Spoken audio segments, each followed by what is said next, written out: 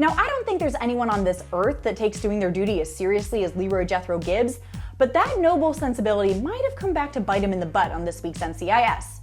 And maybe let the bad guy get away. That's right, we're breaking down season 18, episode 13, aptly titled Misconduct, so it's gonna be spoiler city ahead. You've been warned.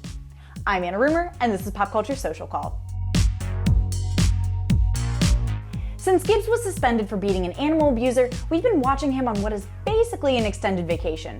But this week's episode really put into perspective what actual damage has been done to his career. Gibbs is preparing to testify in the high-profile case of Parker James, a man who stole millions of dollars from Navy sailors. But 88 Addison isn't sure about his credibility on the stand due to this season's beatdown, arrest, suspension trifecta. He's learning the tough lesson that what's morally right isn't always the best political move, and we all know how much Gibbs loves politics. Meanwhile, the team back at NCIS is investigating what they think is an unrelated hit-and-run case of a petty officer when they realize his biking partner Bernard Wilson was the intended target. And wouldn't you know it, Wilson is the star witness in the case against James. What a small world. Now, why was the star witness in a major criminal case out for a leisurely bike ride without any kind of protection? No, we can't ask him because the bad guys got to him first, and they made sure their second attempt on his life was a successful one.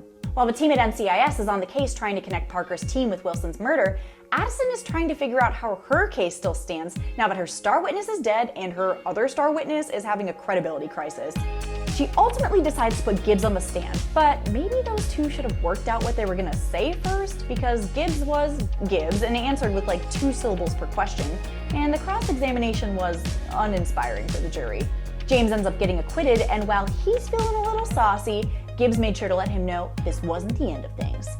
And he was right, because over at NCIS, McGee managed to pin the hit and run on James' estranged wife Charlotte using the Bluetooth data from the car connecting to her phone. The star witness in my next case? AirPods. No, but for real, it was an impressive snag, especially because Charlotte didn't exactly have warm and fuzzy feelings for James. It was all about the money for her.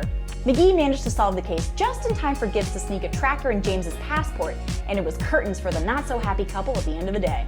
NCIS has been dangling Gibbs' future in front of us for weeks, but I'm still not sure where we stand after this week's episode. It does feel like the reality of the damage to his career is sinking in for Gibbs, and he did refuse to take a call from the team at the end of the episode. But then again, they did get the bad guy, and the show is renewed for season 19. There are no consequences! Well, except for James and his wife. Stay with us at PopCulture.com for more NCIS news, and until next time, I'm Anna Rumer, and this is Pop Culture Social Call.